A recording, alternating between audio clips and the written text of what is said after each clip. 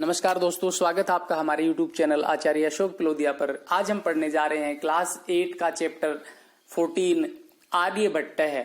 आर्यभट्ट भारतीय विज्ञान इतिहास में एक अमूल्य धरोहर। भारत के इतिहास में जब जब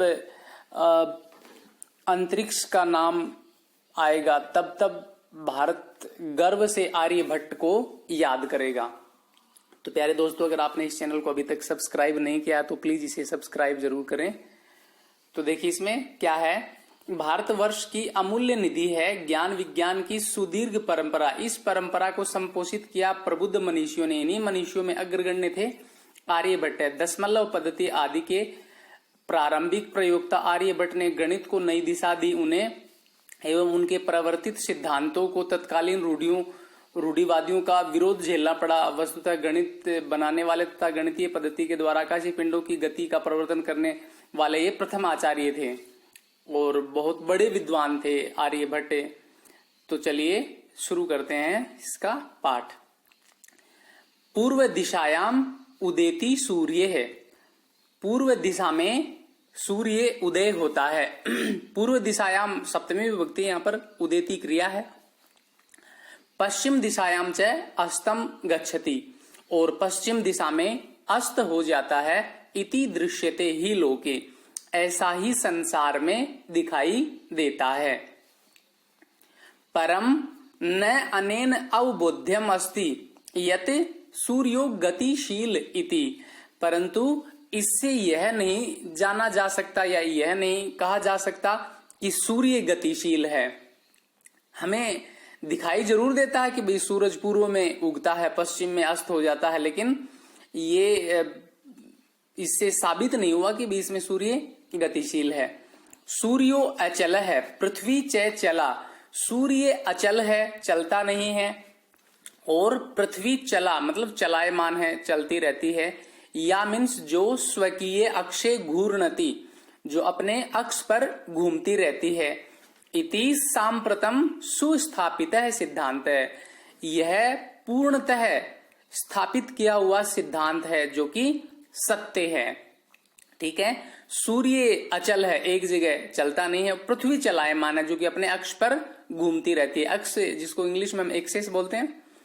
सिद्धांतो अयम प्राथम्येन येन प्रवर्तित है, और इस सिद्धांत को सबसे पहले जिसने बताया सह आसीत महान गणितज्ञ ज्योतिर्विच आर्यभट्ट। वे थे महान गणित के ज्ञाता और ज्योतिष के विद्वान आर्यभट्ट। पृथ्वी स्थिरा वर्तते, पृथ्वी स्थिर है एक जगह। इति परंपराया प्रचलिता रूढ़ि तेन प्रत्यादिष्ट है दिष्टा, और सूर्य भाई जैसे पृथ्वी स्थिर है, ये जो परंपरा जो चली आ रही थी, ऐसी जो रूढ़ी जो चली आ रही थी, उसका उन्होंने प्रत्यादिष्टा मतलब खंडन किया। तेन उदाहरितम, उनके द्वारा उदाहरण दिया गया। यत गतिशीलायाम नौकायाम उपविष्ट है मानव है नौकाम स्थिराम अनुभवती। गतिशील नाव में बैठ करके मानव नाव को स्थिर समझता है। तो जब हम नाव में बैठते हैं तो ऐसा लगता है जैसे नाव नहीं चल रही है, स्थिर है। अन्यान च पदार्थान गतिशीलान अवगच्छति, और जो दूसरे पदार्थ हैं वो उसको चलते हुए दिखाई देते हैं। ठीक है, तो ये मतलब ऐसा उन्होंने इस उदाहरण के द्वारा साबित किया कि भी हम जब गतिशील नाव में बैठते हैं तो ऐसा लगता है कि जैसे नाव नहीं चल रही, बाकी दूसरी चीजें चल रही हैं। और अन्यान पदार्थान द्वितीय बहुवचन है। ठीक है, गतिशीलान यहां पर भी द्वितीय का बहुवचन है। अवगच्छति यहां पर क्रिया है। एवं एव गतिशीलायाम पृथिव्याम अवस्थित है मानव है पृथ्वीम स्थिराम अनुभवती। वैसे ही गतिशील पृथ्वी पर स्थित होकर के मानव पृथ्वी को स्थिर अनुभव करता है। पृथ्वी स्थिर है, पृथ्वी एक जगह है, ऐसा अनुभव करता है। और सूर्यादि ग्रहान च गतिशीलान वेति, और सूर्य ग्रह आदि को गतिशील समझता है कि ये चल रहे हैं। तो देखिए कितना अच्छा उदाहरण दिया कि जिस प्रकार हम नाव में बैठते हैं तो ऐसा लगता है कि जैसे नाव नहीं चल रही, बाकी चीजें चल रही हैं, जबकि ऐसा नहीं है, नाव चल रही है। ऐसे ही उन्होंने दूसरा उदाहरण दिया कि भाई जिस प्रकार हम पृथ्वी को यदि एक नाव समझ लें तो वो पृथ्वी चल रही है और हमें लग रहा है ऐसा जैसे दूसरी चीजें हैं, जैसे सूर्य, ग्रह आदि चल रहे हैं। तो इस उदाहरण के द्वारा भी उन्होंने ये साबित किया। तो सूर्यादि ग्रहान, सूर्य प्लस आदि यहाँ पर दीर्घ संधि है और सूर्यादि ग्रहान में द्वितीया का बहुवचन प्रयोग हुआ है, व्यक्ति यहाँ पर क्रिया है। ठीक है, आगे है 476 ख्रीष्टाब्दे 67 चतुःशततमे वर्षे, अर्थात 476 ख्रीष्टाब्दे आर्यभट्ट है जन्म लब्धवान इति तेनैव विरचिते आर्यभट्टियम इत्यस्मिन् ग्रंथे उल्लिखितम। और 476 ख्रीष्टाब्दी में आर्यभट्ट का जन्म हुआ, ऐसा उनके द्वारा रची हुई पुस्तक आर्यभट्टियम में उल्लेख मिलता है। तो उन्होंने कौन सी पुस्तक लिखी थी? आर्यभट्टियम। आपको ये भी याद रखना है, जीके के लिए आपको फायदा रहेगा। ग्रंथो अयम तेन त्रयोविंशति तमे, त्रयो मीन्स 3, विंशति मीन्स 20, और इस ग्रंथ को उनके द्वारा, तेन शब्द में तृतीय विभक्ति है, ठीक है, और त्रयोविंशति मतलब 23, इस ग्रंथ को उनके द्वारा मात्र 23 वैसी मीन्स उम्र में, विरचिता मीन्स लिखा गया, मात्र 23 वर्ष की उम्र में उनके द्वारा ये ग्रंथ लिखा गया। ऐतिहासिक स्रोतों भी ज्ञायते यत पाटलिपुत्रम निक्षा आर्यभट्टस्य वेदशाला आसीत। और ऐतिहासिक स्रोतों से ज्ञात होता है कि पाटलिपुत्र के पास, निक्षा मीन्स पास में, आर्यभट्ट की वेदशाला थी जिन पे वो कार्य करते थे। पाटलिपुत्र किसको बोलते हैं? पटना को। अनेन इदम अनुमीयते यति तस्य कर्म भूमि ही पाटलिपुत्रम एव आसीत। इससे यह अनुमान लगाया जाता है कि उनकी जो कर्म भूमि है वो पटना ही थी। आर्यभट्टस्य योगदानम गणित ज्योतिषा संबद्धम वर्तते। और आर्यभट्ट का योगदान गणित और ज्योतिष से संबंधित है। यत्र संख्यानाम आकलनम महत्वम आददाति, जो कि संख्याओं के आकलन, आकलन मीन्स गणना, संख्याओं की गणना को महत्व आददाति मीन्स देती है। आर्यभट्ट है फलित ज्योतिष शास्त्रे न विश्वसिति इसमें। आर्यभट्ट फलित ज्योतिष शास्त्र में विश्वास नहीं करते थे। गणितीय पद्धतया कृतम आकलनम आधृत्य एव तेन प्रतिपादितम यत ग्रहणे राहु केतु नामकौ दानवौ नास्ति कारणम। और गणितीय पद्धति के द्वारा किए गए आकलन को आधार मान करके ही उनके द्वारा यह प्रतिपादित किया गया, यह बताया गया कि जो ग्रहण हैं, जैसे सूर्य ग्रहण, चंद्र ग्रहण, ऐसे जो ग्रहण में राहु और केतु जो नामक 2 दानव हैं, उनका कोई भी कारण नहीं है। लोग ऐसा समझते थे कि जो राहु और केतु के कारण मतलब यहाँ पर वो होता है, क्या नाम है इसका, सूर्य ग्रहण और चंद्र ग्रहण, लेकिन ऐसा नहीं है, इसमें उनका कोई भी रोल नहीं है। तो कितनी बड़ी बात हमें बताई आर्यभट्ट जी के द्वारा हमें पता चला।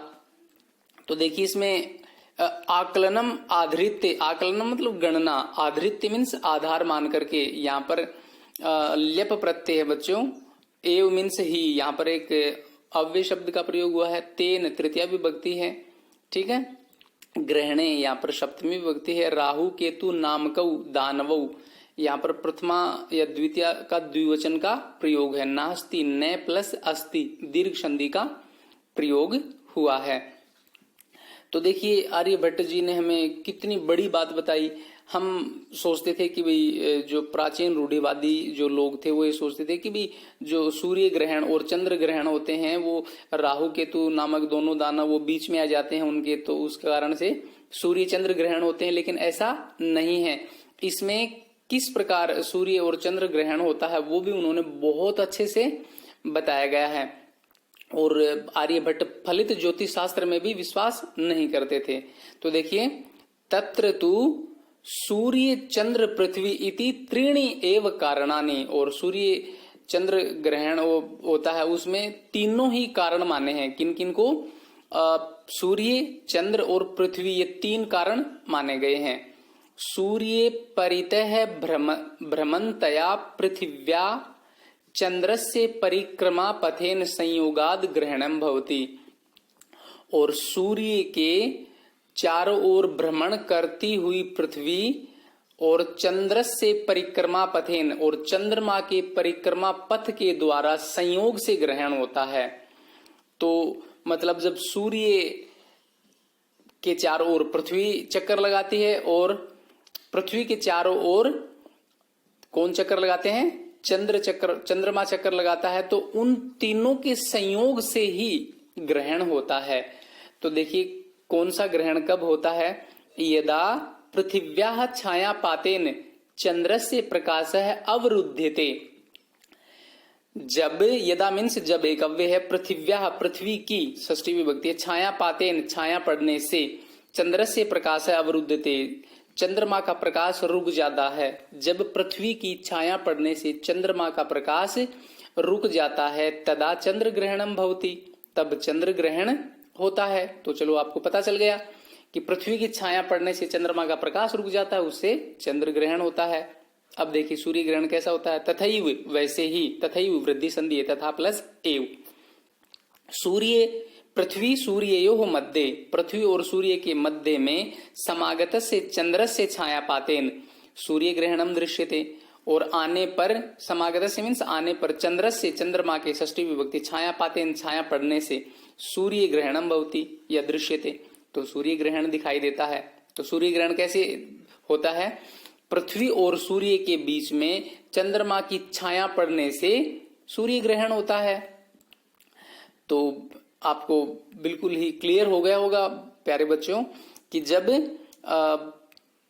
चंद्रमा का प्रकाश पृथ्वी की छाया से रुक जाता है तब चंद्र ग्रहण होता है, और जब पृथ्वी और सूर्य के बीच में चंद्रमा का प्रकाश या चंद्रमा की छाया पड़ जाती है तब सूर्य ग्रहण दिखाई देता है।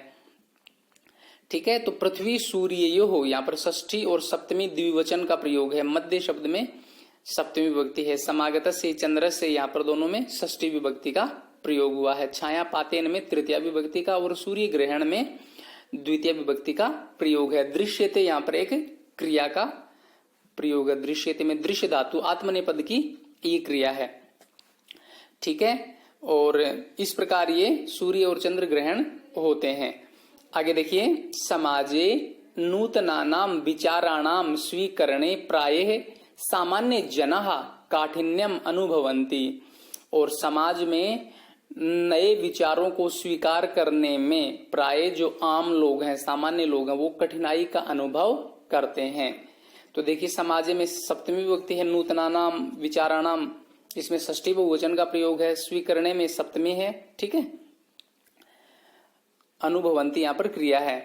देखो, भारतीय ज्योतिष शास्त्रे तथैव आर्यभट्टस्यापि विरोधः अभवत्, और भारतीय ज्योतिष शास्त्र में भी वैसे ही आर्यभट्ट का भी विरोध हुआ था। लोगों ने आर्यभट्ट का मजाक उड़ाया था उस टाइम पे। तस्य सिद्धांताः उपेक्षिता, उनके सिद्धांत की उपेक्षा की गई, अवहेलना की गई। सह पंडितम मन्यानाम उपहास पात्रम जाता है, और जो अपने आप को पंडित मान रहे थे उनके वे मजाक के पात्र बन गए थे। पुनरपि तस्य दृष्टि ही कालातिगामिनी दृष्टा, और फिर भी यही कहा जाता है कि जो उनकी दृष्टि थी, उनकी जो सोच थी, वो कालातिगामिनी, समय को भी जीतने वाली थी, समय से भी आगे चल रही थी। ठीक है, तो काल प्लस अतिगामिनी, यहां पर दीर्घ संधि का प्रयोग हुआ है। आधुनिकैः वैज्ञानिकैः तस्मिन् तस्य च सिद्धांते समादरः प्रकटितः है, और आधुनिक वैज्ञानिकों के द्वारा उनमें और उनके सिद्धांत में बड़ा आदर प्रकट किया जाता है।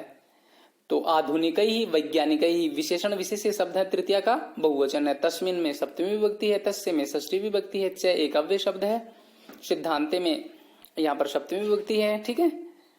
सम आदर है, ठीक है, यहाँ पर प्रकटित क्रिया है। अस्माद एव कारणात् भारत अस्माकं प्रथम उपग्रह से नाम आर्यभट्ट इति कृतम। इस कारण से ही हमारे प्रथम उपग्रह का नाम आर्यभट्ट रखा गया।